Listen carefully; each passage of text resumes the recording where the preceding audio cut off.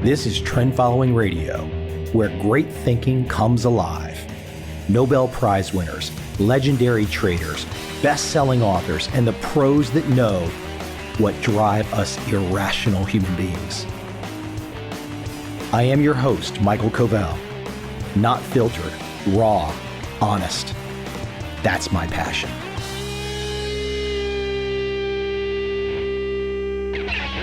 This coronavirus is an amazing window into the understanding of what a black swan is. If I get one more person that tells me how many people die from the common flu, a common cold, thus, therefore, coronavirus is irrelevant or overhyped or whatnot, it could be overhyped. It could be completely wrong. It could be complete bullshit. But all you have to do is look around.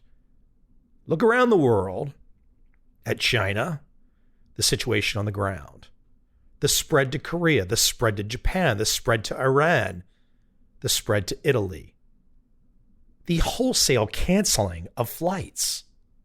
Does this mean we're all going to die of corona? Not exactly.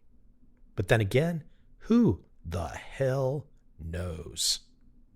So the issue becomes, straight to Andy Grove and Intel, his famous expression, only the paranoid survive.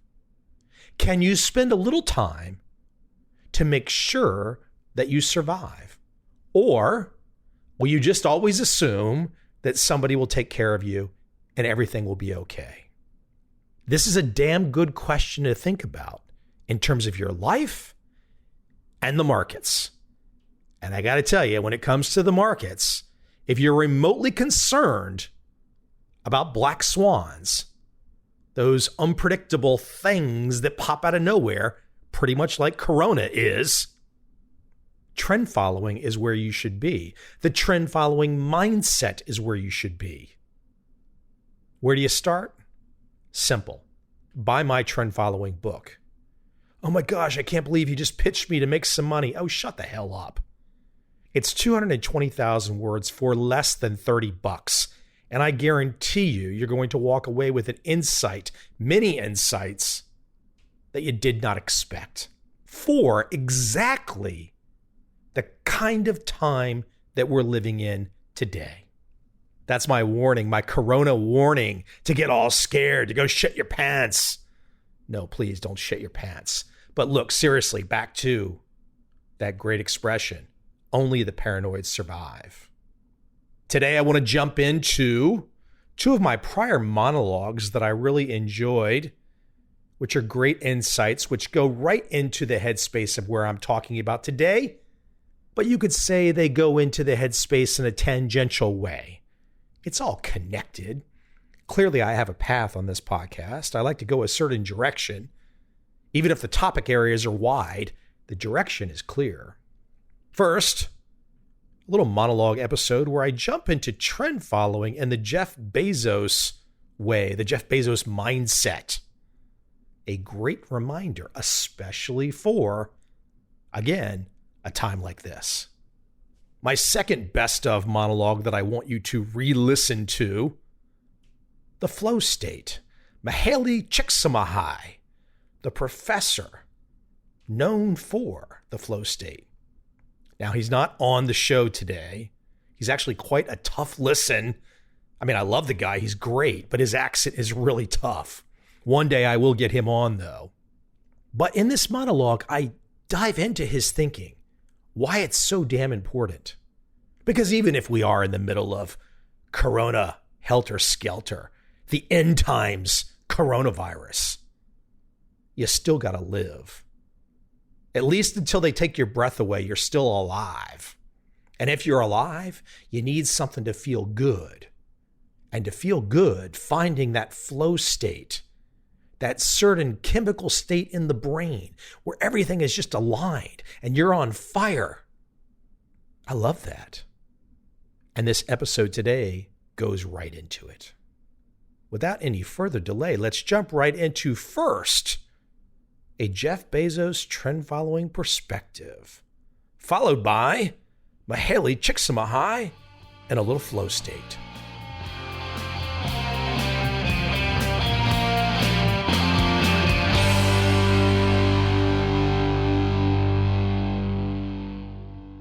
Now let me take you into something a little fun today. As I said at the top of the show, I see this as a big soup. These interconnected ideas and thoughts that you never would have expected. That Jeff Bezos operates as a trend-following trader, but he sure as hell does. Absolutely, 100%. He's got it in his mindset, and he's not the only one. Venture capitalist, Hollywood financing, the MIT blackjack team, Warren Buffett. Oh yeah, go read Snowball. Go read about Warren Buffett and the Kelly criteria. Warren knows what's up. Don't let the buy and hold fantasy of Warren Buffett and all the bookstores lull you to sleep, because that's a bunch of bullshit. Warren knows what's up. Highly concentrated bets and being flexible. Before I even get into the meat of this topic, however, I want to seed a thought in your head, because I've seen this in my world. And this is an excerpt from Seth Godin's blog. So he had a college professor years ago. He worked as an engineering consultant. There was a 40-story office tower in Boston with a serious problem. An unsightly dark smudge was coming through the drywall. Not good. I mean, who the heck wants black mold, right? The multi-million-dollar fix would be to rip out all of the drywall. So Godin's former professor was hired in a last-ditch effort to try and solve this problem to save millions of dollars. And the professor was a little cavalier. I mean, I guess not really cavalier, but it's a pretty big consulting tab to ask for. And the professor said to the company, I think I can fix it, but it will cost you $45,000. The owners instantly agreed. It's going to cost them millions to retrofit this building, to rip out all the drywall. Some professor says, $45K, I can fix it all for you. Boom. The professor wrote down the name of a common hardware store chemical. Here, he said, and sent a $45,000 bill. As Seth Godin noted, it was a bargain. That's how I see my world as well. That's how I see the content in my world. Whether it's the books, the podcast, my flagship training, this is all about not the freaking price tag, whether it's $25 free or thousands of dollars. Who cares? If you're stuck in that mindset, you are completely fucked. The idea is the way to think. Where does this get me to? Not what is my downside, not what's my loss. What's my gain? What is my gain? What do I get from this small investment? What is the potential? What is my chance of gaining a big hit, a big home run by taking this move? Not, oh my gosh, I spent $20. Oh my gosh, I spent a few $1,000s. I've lost everything. You're going to see over the course of this podcast episode, what I'm saying right now is the secret sauce. Because if your mentality is always worried about the loss, if you can't take the sunk cost in your head, if that sunk cost, if that loss, if that piece of money, if that money that you once had in your pocket is now gone and you can't stop thinking about it, man, just stop. Get a job. Go work for the man. Go work for the government. Go sharpen pencils. I mean, seriously. Who the hell wants to be that person? But you've got to stop now, and you've got to change it now. Let me get into the first example of this particular episode, an example that will illustrate my big picture very specifically. This is page 125 of a document put together, I'm guessing late 1983, early 1984. It would have been late 1983. I think it could, I guess it could have come later. but I think this would have been put together early 83 or the latest mid 1984. Oh, you're already tuning out? You can't think that there's anything that I could possibly share with you from 1983 to 1984 that could help you make money today in 2017? Oh man, you are fucked. You're gone. Go home. It's over. If you've already tuned out, you're freaking gone. Okay, let me calm down a little bit here. Page 125, the heading, Type 2 Errors. The statistical basis of C&D's trading technique. Now, C&D would be Rich Dennis's firm from back in the day. The statistical basis of C&D's trading technique, catch profit tails, avoid type 2 errors. Now, this is original documentation, so let me clarify a little bit more. The first comment comes from Dale Dellutri, who was an assistant for Rich Dennis at the time. All the money is made in the outliers. If you eliminate your best 10 to 15 days of trading, you'll not make any money for the year with our way of trading. Rich Dennis commented, you never really know which market is going to be the one that's going to be the big payoff. You never really know which market is going to be the one that's going to be the big payoff. Are you taking that in? You never really know. You never really know. Think about how many people on Wall Street sit around every fucking day and tell you, I know what's going to happen today. I can predict what's going to happen tomorrow. This is where the dollar is going to go. This is where Bitcoin's going to go. This is where Tesla's going to go. This is where Apple's going to go. And they say it with such assurance, such confidence, such smugness. Now, someone's probably laughing right now and saying, well, Mike, you sound pretty smug yourself. Yeah, I'm not trying to be. I'm just trying to be factual, really. I'm trying to be objective. But that line from Rich Dennis, that's the heart of the matter. He continues, missing a big payoff is just as bad as a loss. I got into beans, 1983, late as an insurance policy because it was the type of formation that could signal a big move. So how did C&D define a type 1 and type 2 error? A type 1 error, one which results in a loss. Any trading procedure will have approximately 50% losses. A type 2 error, passing up a good trade. Bill Eckhart, this would be Bill Eckhart, Rich Dennis's partner. Bill Eckhart says, everyone thinks it's worse to make a type 1 error, but this isn't true. Type 2 errors are worse.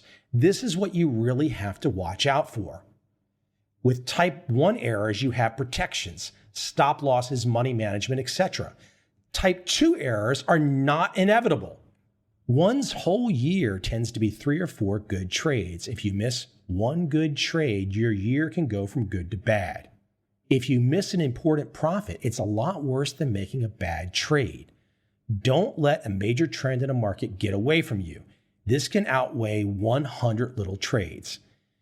Don't get into the mentality that now it's too high and you've let it get away.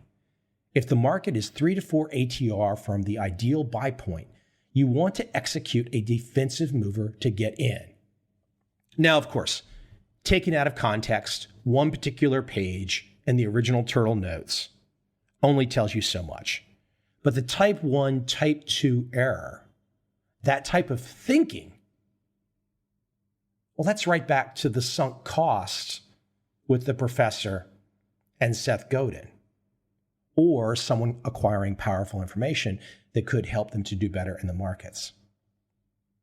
Do you get wrapped up in the loss, or do you forget about the opportunity cost? Do you forget about the big opportunity that you just imagine away and think doesn't really exist? But that big opportunity does exist. It is real. And even if you're not thinking about it, if you want to just stay focused on the downside, which is irrational as hell, but then again, most people are irrational, including myself at times. We all are. But that's the whole point of this. The whole point is to be objective and to try and psychoanalyze ourselves, to put rules onto our bad behavior so we don't do the dumb shit. That's the whole point. Now let me connect that into Amazon and Jeff Bezos. Li Zhang, an angel investor, VC in high growth startups, he read every Amazon shareholders letter all the way back to 1997. And he's got this great blog post, What I Learned from Reading Every Amazon Shareholders Letter. And he lists some highlights. I first read these highlights today and I thought to myself, my gosh, it's trend following 101. It's trend following 101. For example, Lee says, here is a gem from a 2015 letter. Jeff draws the distinction between type 1 versus type 2 decisions within companies. Type 1 decisions are not reversible. Type 2 decisions are easily reversible. Too many companies treat every decision as a type 1 decision, as opposed to treating most decisions as a type 2 decision. Make them much faster and change course as needed. The takeaway? Improve the quality of your team and your decision-making process, even in the face of scaling. On a personal level, commit to doing better work even as you become more successful. For me, this brings in the basic concepts of sunk cost and opportunity cost, and the way people think about those two items. We get so fixated on the sunk cost, so fixated on the loss, and we just ignore the opportunity. We ignore the unknown. We ignore the possibility of positive unknown. What I mean by that, instead of putting ourselves in a position to benefit from the unknown, and as Dennis noted, the unknown being we don't know where we are going to make our money from, you do the opposite. Look at Jeff Bezos. How many different business models have been launched inside of Amazon that no one expected? Now, did they know they were all going to work out? Of course not. They were essentially experiments. They were small bets. And if that small bet proved to have legs, then you bet harder on the small bet. And then you end up with things like Amazon Prime. Or, in trend following parlance, you end up with a big damn trend that pays for all the small losses over the course of a year. Another nugget from this blog post about Jeff Bezos and Amazon that just reeks of trend following. Number 3, Jeff doesn't do math like mere mortals because it's always day one. Jeff invariably ends each year's annual letter to shareholders by attaching a copy of Amazon's original 1997 letter with the sign-off that it's still day one. To Jeff, being a day two company means decline and death. They become too focused on processes and move too slowly. A brilliant tactic that Amazon uses to make high quality and high velocity decisions is to say, quote, disagree and commit. If a team brings Jeff an idea that he disagrees with, he can continue to disagree, but immediately commit to supporting the team. The project gets greenlit and the team is moving forward. If they had to actually convince Jeff of the idea, it would have taken much longer. So when you get the entry on a trend following signal, there's usually not much going on. When you get a trend following entry signal, that's not a predictor that something's going to happen. That's simply things in motion tend to stay in motion. We've got a signal to the upside. Let's take a long position. We don't know what's going to happen, but let's don't overthink it. Let's take the damn position. That's all Bezos is saying there. Bezos is saying, I'm going to take the position even though I don't know if it'll work out.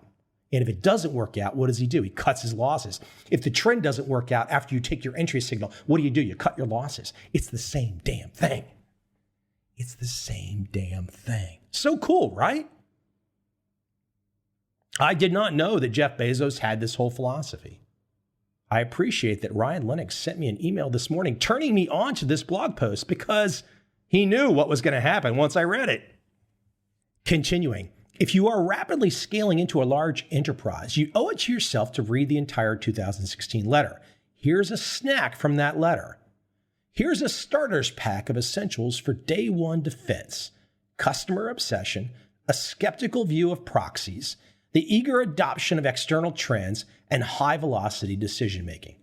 Takeaway: fight corporate entropy like your company's life depends on it, because it does. Always operate as the hungry upstart in your life. There's no way around that when it comes to the analogy to trend following. Trend following is the hungry upstart. By definition, if you're not going to be a buy and holder, trust the system to take care of you, thank you, Mr. or Mrs. Fed, for tucking me in at night and giving me a kiss on the forehead. And please don't kiss me on the lips, Mr. Fed official. But this is where it's at. This thinking, this trend following thinking, which someone else might call Amazon thinking. Amazon thinking, trend following thinking, same. It's the same damn thing. Number 5 of this blog post: only the paranoid survive, an ode to Andy Grove of Intel. Only the paranoid survive, but don't focus on the competition. In 2001, Jeff formally introduced Amazon's plan of relentlessly lowering prices as the third pillar to complement relentless focus on convenience and selection. Amazon is driven by paranoia, not of their competitors, but of the changing customer preferences and the shifts in product and technology paradigms.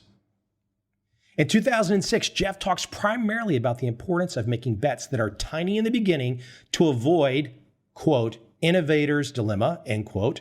Shout out to Clayton Christensen. Go read that book by the same name if you've not yet read Innovator's Dilemma. And that means not being able to make small bets because a company is so focused on optimizing its larger businesses. Since Amazon has seen many $10 million seeds turn into billion-dollar businesses, they are constantly nurturing small ideas and treat them with the same importance as the big ideas. I must say, I'm disappointed to have not thought about bringing in excerpts from Jeff Bezos' shareholder letters, his investor letters, into my newest edition of Trend Following. The dovetail is seamless. Small bets? Small bets? Why do you make small bets? You make small bets because you can't predict a fucking thing. You can't predict anything. You can't predict anything. One of my favorite guests on this podcast has been Larry Tentarelli. And Larry is on Twitter a good bit, and he will send me interesting things. And there is this other guy on Twitter. I don't care to mention him, but he's a real schmuck. And he attempts to tell people about, quote, technical analysis and price action. And his entire MO, logical fallacies, red herrings. The guy just makes up stuff. He doesn't know what he's talking about. Someone sent me a post the other day. This guy was quoting some other trader, and his whole point was trend following's dead. So how did he prove that trend following is dead? He took trend following and he applied it to one market over decades and drew some conclusion that since trend following did not work on this one market for decades, trend following did not work. Hey, guess what? Anybody that tells you that doesn't even know what trend following is. Trend following is not that. Remember at the top of this podcast, Rich Dennis saying, we don't know. We don't know where the profits are going to come from at the start of the year. What is Jeff Bezos taking small bets for? Jeff Bezos doesn't know where the profits are going to come from. So the guy on Twitter that Larry points out, who's a complete schmuck, is just talking, confusing, doesn't have a clue, trying to sell something. Yeah, I'm trying to sell something too. You know what I'm trying to sell? I'm trying to sell the freaking truth. And if I can sell the truth well enough, hey, it pays the bills. More power to me. That's my motivation. But I love pointing out complete nonsense. And so, like Ryan Lennox, who sent me this blog post, essentially comparing Bezos to trend following, or Larry Tentarelli, who sends me cool stuff, if you see those certified idiots out there who don't know what they're talking about, who need a smackdown, because it's quite clear, I like to give smackdowns. It's quite fun. You know, it gets the blood flowing. gets a little adrenaline pumping, makes a point, hopefully provides a little education. Number 6 of this blog post, move fast and break things. Now, I'm not going to read all of this particular part of the blog post, but there is one line that's just great. Amazon is comfortable with constantly inventing businesses that they have no expertise in. From the 2010 letter, quote, many of the problems we face have no textbook solutions, and we happily invent new approaches, end quote. Constantly inventing businesses that they have no expertise in. Do you think trend following traders have any expertise in gold or Tesla or Apple or the dollar or Swiss francs or the yen or Bitcoin? Do trend following traders have any expertise in any of these markets? Zero. None. Nada. And I'm sure some enterprising listener will go find for me some well-known trend following trader who now says he has fundamental staff on staff to do all of these things, to know all of these things. Yeah, I'm not buying it. I'm not buying it. You know why you shouldn't buy it? And I'm not saying that particular trend following trader exists, but if he does, all you have to do is go examine the performance track records of a couple dozen trend following traders going back decades. All of your lessons will be right there in the data. You will not need to listen to the words of any random person. I don't care how much money they have. If you've never seen a billionaire lie, and there are billionaires that lie, I'm not saying it's necessarily a bad lie. It could be a marketing lie. They could just be trying to not let you know exactly what they do, etc. Right? That happens. It's up to you, though, to make judgments and not just trust. Reagan, Gorbachev, trust but verify, right? If some billionaire or some centimillionaire says, Michael, this is the truth, boom. If I've got no way to verify that, I'm not really going to accept it. I have to have a way to verify it. If you can't figure it out, if you can't understand the logic, how the hell can you march? You can't just trust. Oh yeah, that applies to this podcast episode as well. But it's pretty easy to go find data to verify every damn word that I'm talking about.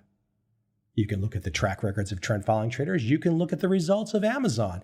You can go look at Apple or Google. They're doing the same damn thing as Amazon. They launch products. They don't necessarily know that they're going to work out, but you still keep launching. Number 7, if you're offered a seat on a rocket ship, don't ask what seat, just get on. Takeaway, find a megatrend you can ride, be it Moore's Law, compound interest, or just a company that has the potential to be the next Amazon. I'm so sad that I don't have that line in my book. If you're offered a seat on a rocket ship, don't ask what seat, just get on. It's like trend following personified, trend following beauty. Isn't that just the greatest analogy? It's so awesome. You could tell that to your grandmother and she gets it. Hey, Gran, if you're offered a seat on a rocket ship, don't ask what seat, just get on. I don't want to go on a rocket, Michael. That's not the point.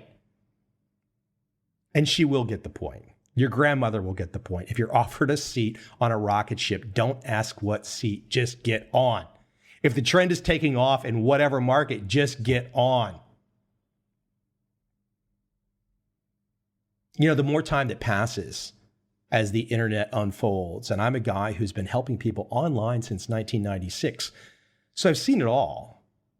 I would have to say today, as the scammers and the bullshit artists have gotten more granular and spent more time developing their BS to get people confused into submission,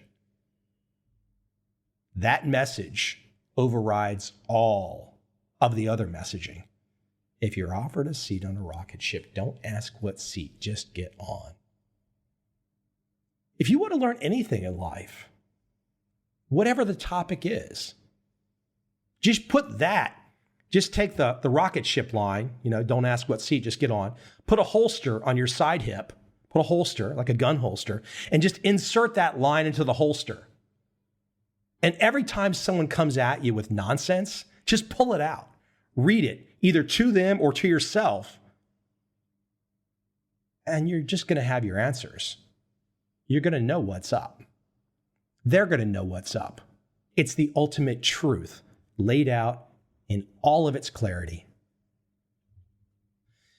Finally, number 8, do things that don't scale. Drive the Chevy. While Amazon was just starting, Jeff Bezos drove packages to the post office every evening in his Chevy Blazer. His vision was that one day Amazon would get a forklift. He's got much fancier rides now, but at its core, Amazon executed on Jeff's simple principles day in and day out for 20 years. I've tried to do this in my life. I've had some pretty good success with it. Keep the expenses minimal. Look for the trends. Ride them like crazy. But I must share a fun memory for me. One of the times back in the day, I had a chance to go to Salem Abraham's ranch in Canadian Texas. And I think Salem was doing some errands. And this is a one stoplight town, or at least it was a one stoplight town the last time I was there. Maybe they've got 2 now. But I remember we were driving around in Salem's beat up pickup truck. And it was beat up like crazy. It probably had 200,000 miles on it. I'm not saying that Salem Abraham has not bought himself a nice car at some point in time. But what stuck with me was his nature. His nature was, I don't need the flashy stuff. It's not helping me with the goal. I'm trying to stay grounded because staying grounded is very important when you are hunting for these unexpected trends. It takes a lot of psychological power, a lot of mental juice to put oneself in a position to do something that 99% of the population doesn't want to do, because 99% of the population wants to sit there with their mouth open, receiving applesauce on a spoon from a government official who then pats them on the head and tucks them in at night. Most people that listen to this podcast don't want that, but it's worth pointing out the differences.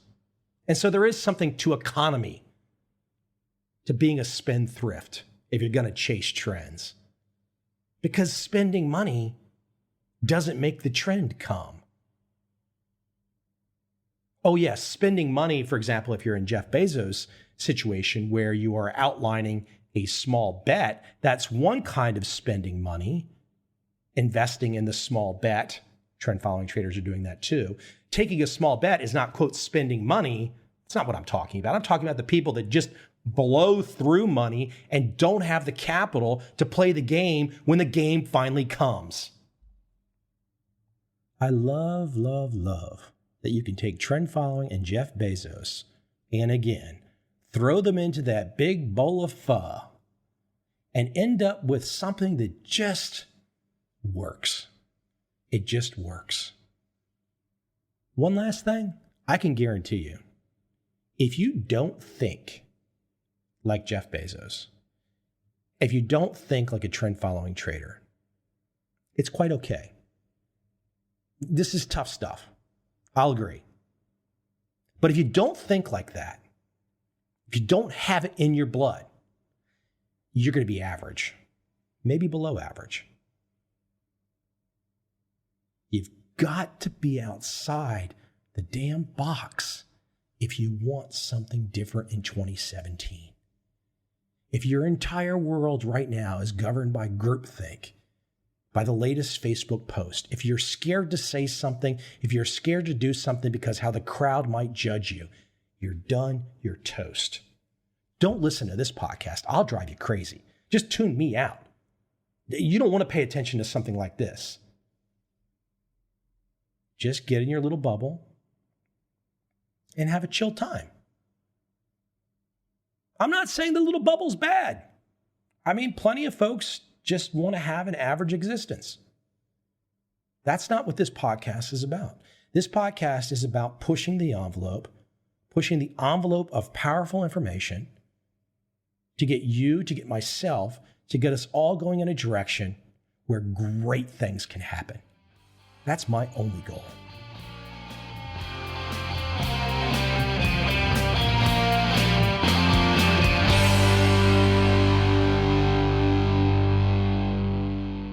One of my favorite podcast episodes in 400 plus episodes is episode 291 with Stephen Kotler. We talk about flow, the flow state.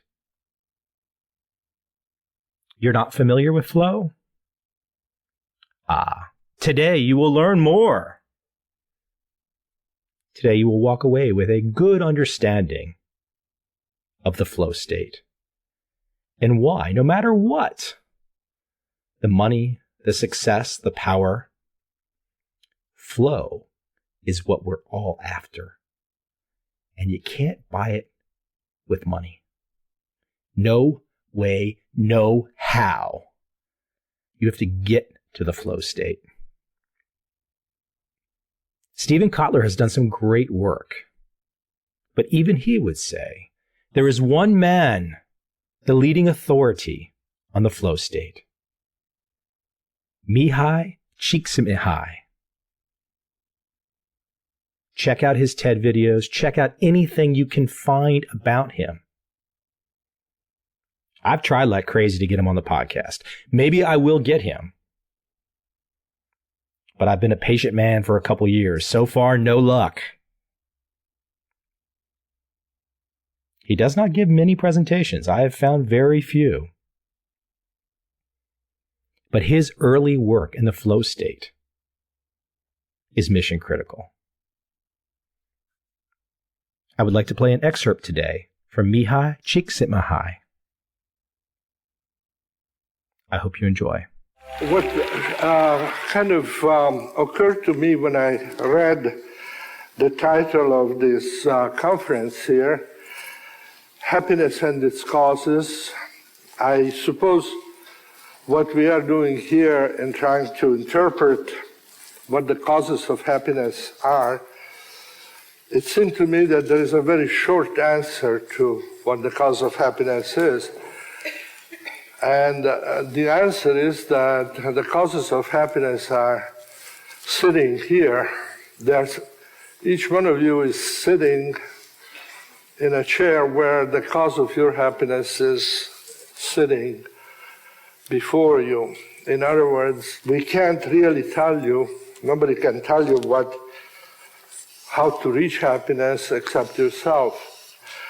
Happiness doesn't exist as an entity that somehow we are chasing and trying to reach, because there is no happiness except for what's inside of yourself.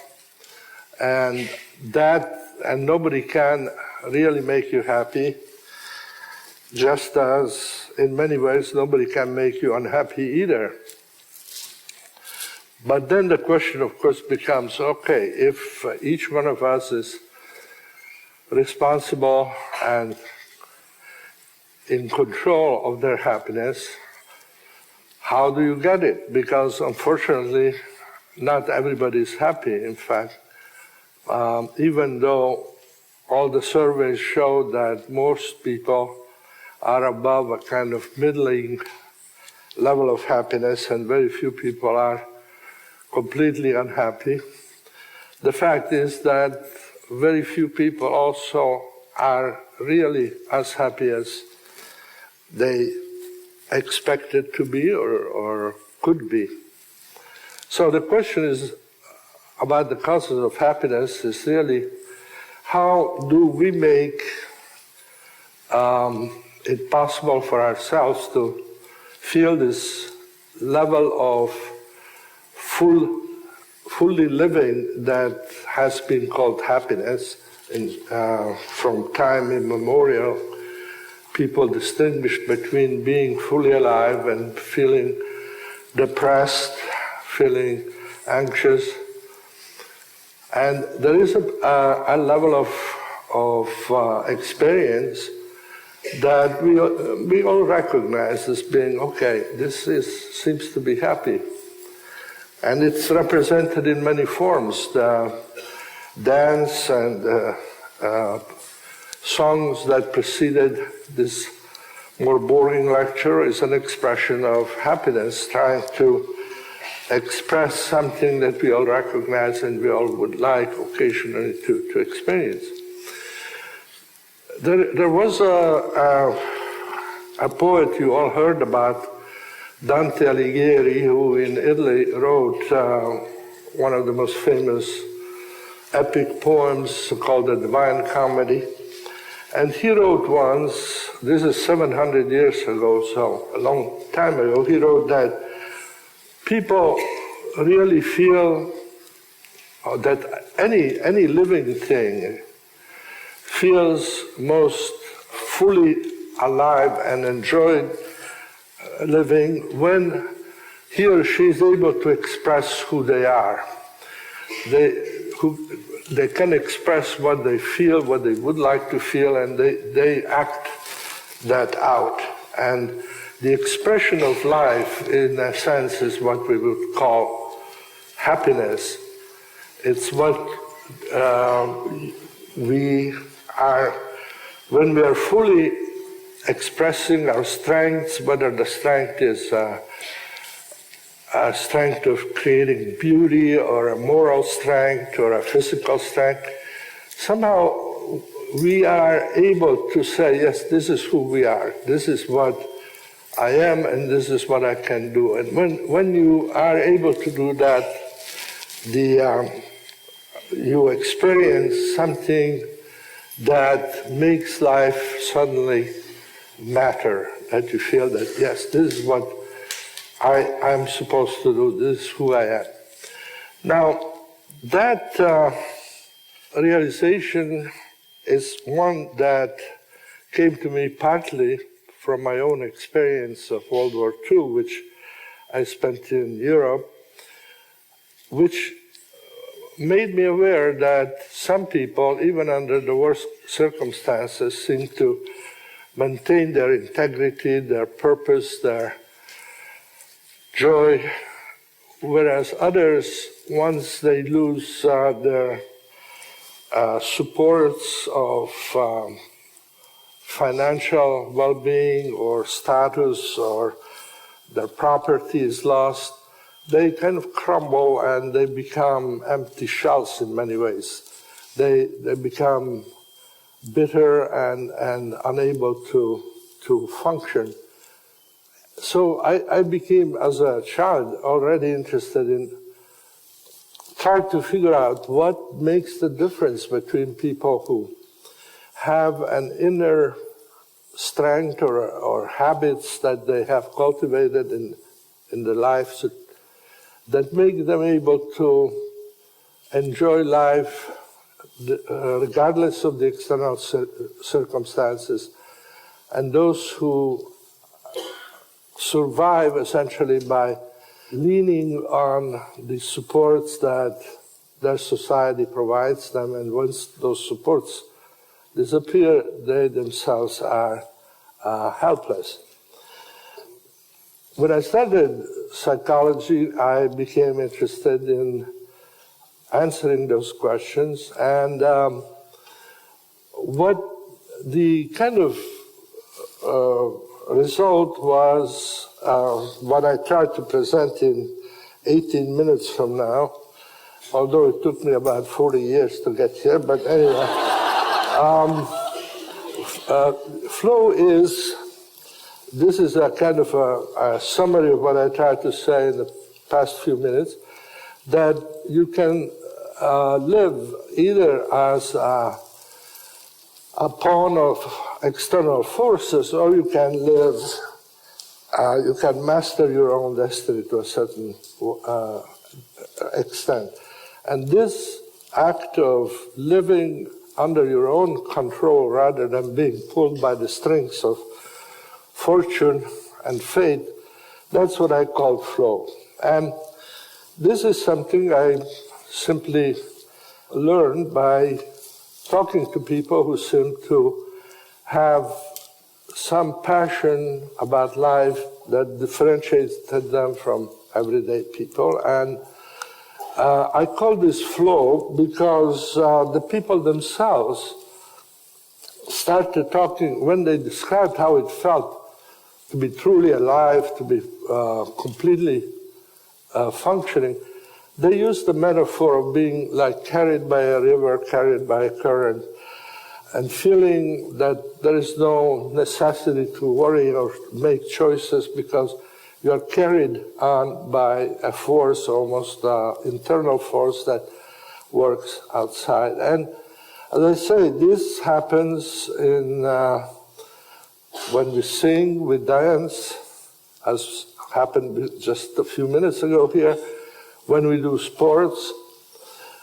But then very quickly I realized that the interesting part is not about flow. It's not that you can do it when you separate yourself from everyday life and you do something artistic or athletic, but you can do flow when you're studying, when you're working, when you're at home and with the family.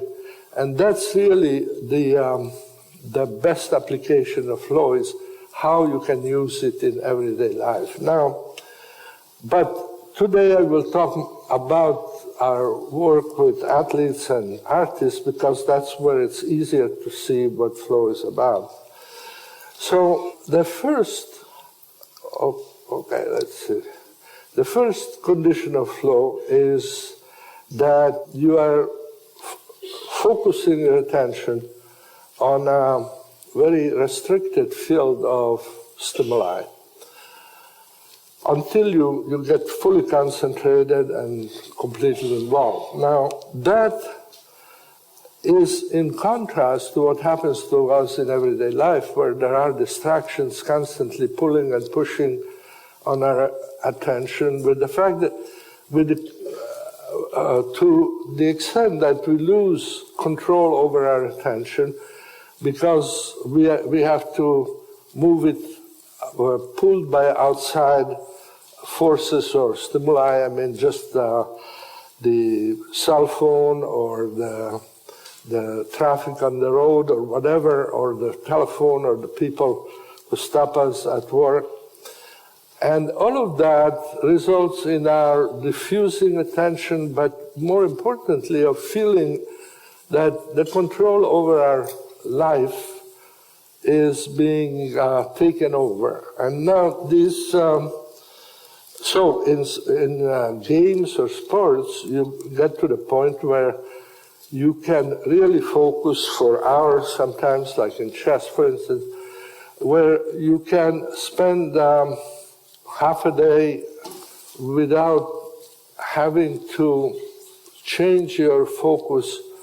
Obviously, there's a lot of things happening in your head when you're playing in a tournament. You are anticipating hundreds of possible moves and the consequences over time of those moves and how.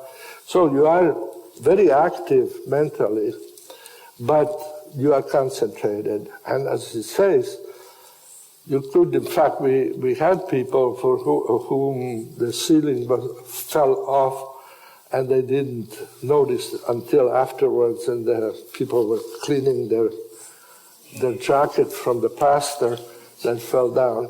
But so it's not an exaggeration that you can achieve that concentration in any game form or any aesthetic, artistic form. You get there.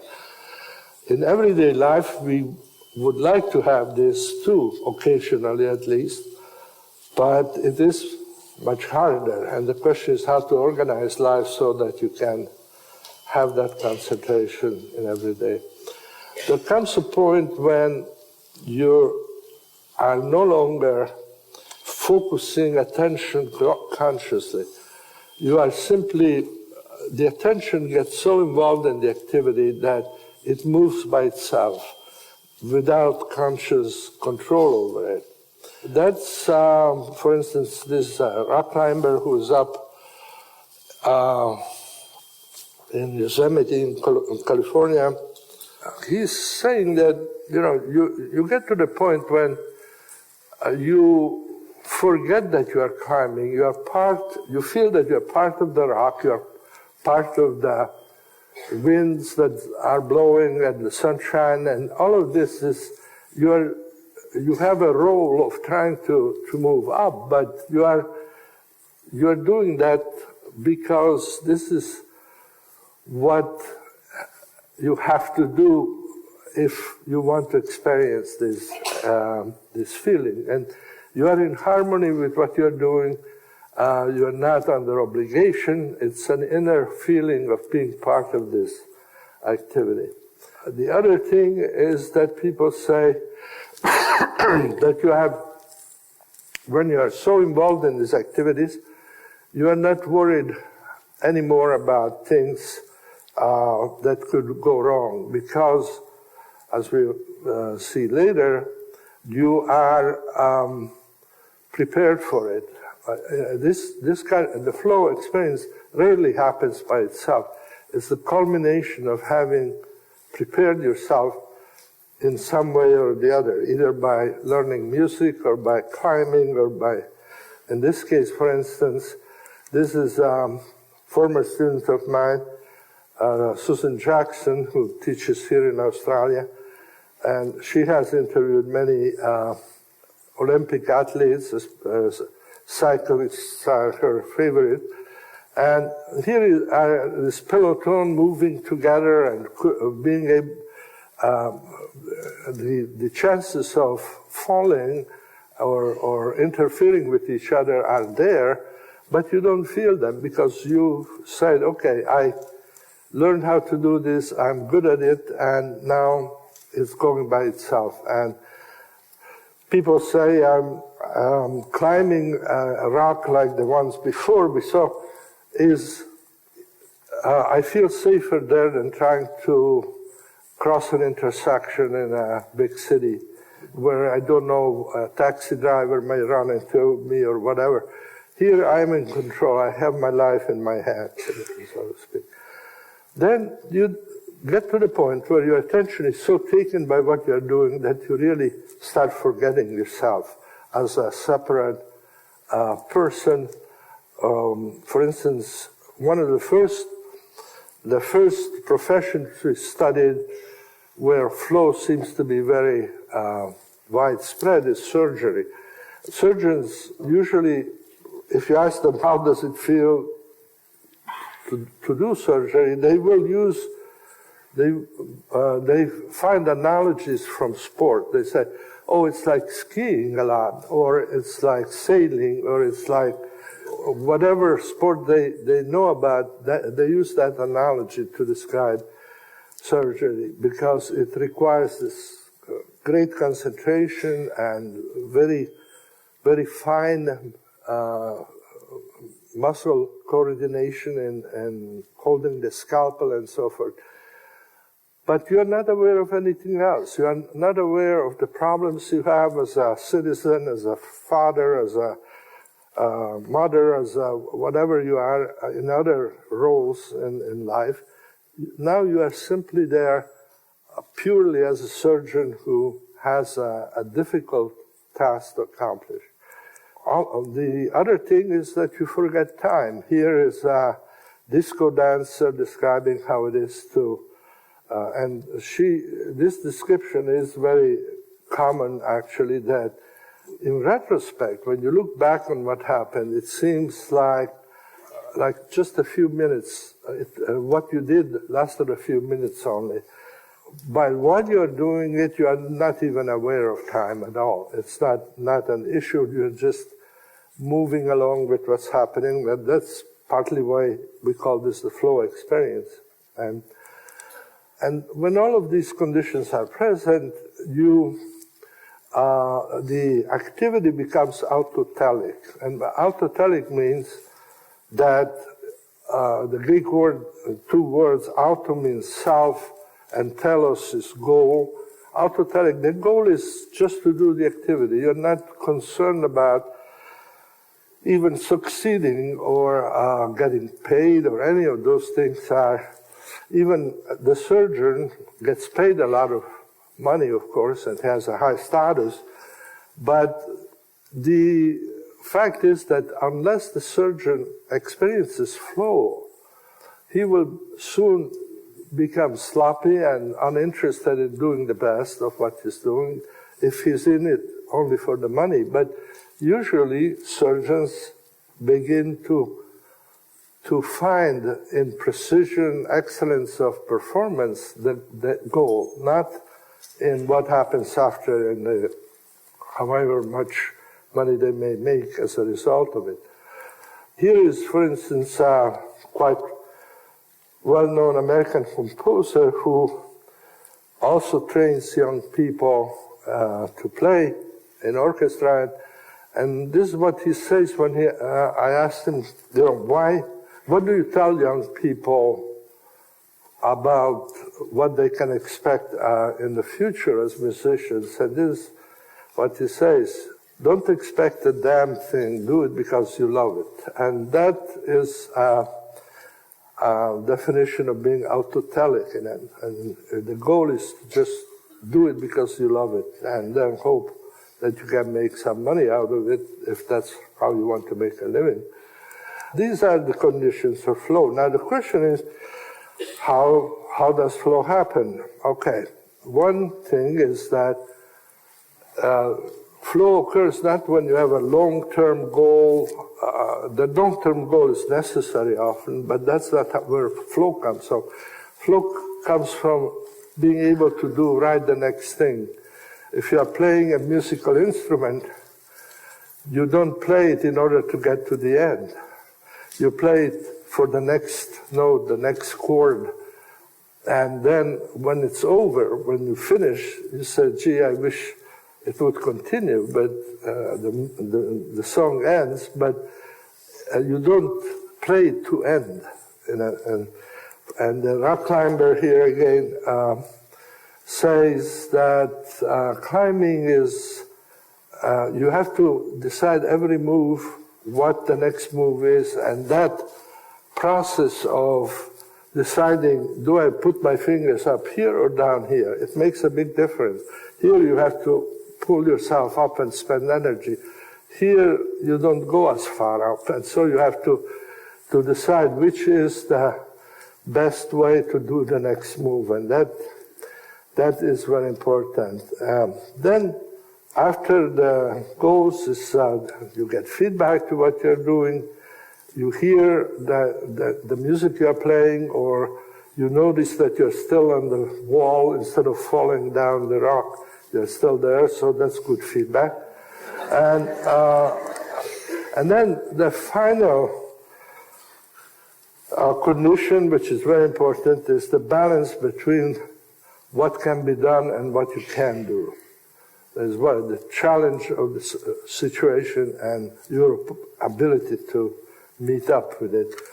And this was the original way I tried to describe that.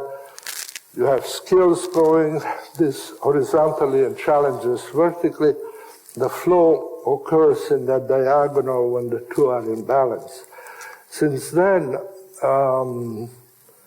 anxiety is high challenge, low skill. Boredom is high skill, low challenge. A person starts at A, playing something very simple, but after a while you get bored playing that, and then if you want to continue, enjoy playing, you have to up the challenge, play something more difficult. And then you're back in flow. And you can stay there for a while unless your parents tell you to play Chopin when you just started, and then you're up in anxiety, and at that point you can quit because it's too difficult. Or you can say, well, if I develop my skills, I can go back into flow. This is the progression of flow over time, and I can tell you that this is how we live our life. Between these different aspects of how much skill and challenge relate to each other. And arousal, flow, and control are all very positive. in a sense. And then it gets worse as we go. Apathy is worse for some people and anxiety for others, but it's because that's when you can't really express who you are. In apathy, you have nothing to do and you have no skills. You feel you are just a lump with nothing to do. You're out of life. And anxiety, you feel overwhelmed. I want to play one more excerpt from Mihai about flow, creativity, and the evolving self. When we think of people who are highly creative, one of the major, I think, cultural images, stereotypes, or perhaps archetypes, is the one of the struggling artist, the person who suffers, whose life is miserable, who sacrifices their happiness for the sake of their creative output. Your research seemed to indicate that this is not exactly normal for creative people. A lot of this myth comes from fairly recent developments in our culture. Before the Renaissance, the artists were very upstanding, normal parts of their culture, and now it's almost expected that you should be struggling and suffering, but it's not certainly part of what it takes to be creative. It may be a byproduct of creativity when the culture ignores the artist, when the culture puts too many obstacles in the way of a person who wants to express herself or himself in poetry or art or music. And as a result of the being ignored and opposed, many of them end up breaking down in various ways. But it's not the part that makes them creative. Creativity can coexist with a very happy and full life. And your work seems to suggest that people who are creative are also very productive and healthy in their approach to life. Yeah. I studied creativity in a variety of fields, including the traditional fields of the arts and music and literature, but also I was interested in creativity in science. And so many of the people I interviewed were physicists, chemists, biologists, like Jonas Salk, who discovered the polio vaccine, and individuals, 15 Nobel Prize winners in the group, and also businessmen and statesmen who contributed to the culture and changed the way we live, changed the way we think. Certainly, these people, on the whole, led fairly normal, happy, contented lives. Creativity seems to involve mental problems more in some of the arts, like playwrights, poets often have problems, but I think that is partly because of the way in which the culture responds to their work. But certainly scientists and people who contribute to the culture outside of the arts are rarely prey to this kind of disturbance that since Romanticism we attribute to creativity. Well, one of the characteristics that I seem to see a thread running through the 90 or so people that you studied in depth who were highly creative is that while I don't think that they needed to unnecessarily challenge themselves, they often overcame unusual challenges that confronted them. Yeah. That was one of the interesting things, is that if you look at the background of the people I interviewed, they seem to come from two very different family types and backgrounds. They either come from fairly disturbed families. By disturbed, I mean that the father probably died before you were 10 years old, which happened to a lot of these people. In fact, you even quote Sartre at one point saying that the best gift the father can give his son is to die early. That's right. That was told by some of the people I interviewed. They referred back to Le Mot by Sartre. And so that is characteristic of almost half of the sample, that they overcame a very difficult childhood. But the interesting thing is then there's an equal number of children whose parents were intellectuals, artists, professionals who were very opened up a lot of possibilities to them in childhood, who exposed them to a lot of new ideas, and who supported them in various ways. So it's not that creativity is determined by one or the other of these childhood environments. It shows that that it's possible to overcome or to use the supports that you have, but what's missing is the great middle ground. Normal families are not represented very well among our creatives. Isn't that interesting? How do you account for that? Well, I think if you have a fairly comfortable childhood, but without too much support and too much challenge, but comfortable, you don't see the necessity to stretch yourself, to get into new situations, to explore, to break through boundaries. You just are comfortable, and you go ahead with living that way. It sounds as if what you're saying is that amongst Western, let's say, middle-class families, there is a kind of numbing influence where the lower classes and perhaps the upper classes break through that somehow. Yeah, that's how it looks, actually. And even in terms of economic background, they come from poor families or fairly well off, but not the middle. That makes, in a sense, you can, after the fact, it's easy to see why that should be like that. I think it also tells you that if you want your child to benefit the most from the opportunities that are potentially there in life, you should stretch yourself a little bit as a parent. I think sometimes we take it for granted that we have such brilliant minds that we can all access so easily at a fingertip. And even then, we're lazy. We don't go find those excerpts. We don't go find that information. We don't go find that analysis. We don't go find that wisdom. I love finding it. And if there was ever one man that I would have loved to have learned from, Mihai would be great, for sure, no doubt. But probably at the top of my list would be Alan Watts. Read everything you can by Watts. Listen to Watts. Oh, you only come to the Mike Covel podcast because you want to know about making money?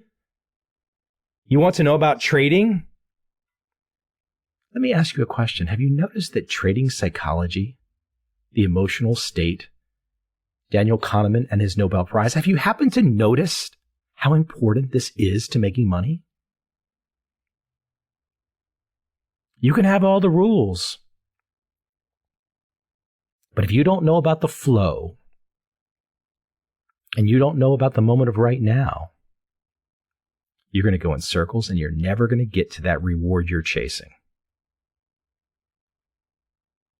And if you worry, that's the worst. Stop worrying at that.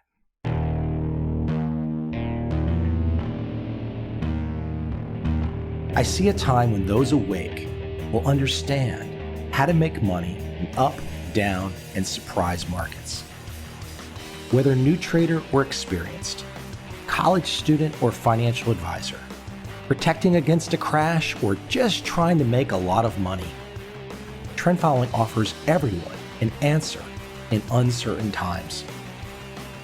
To get started immediately, send me an email, michael@covel.com.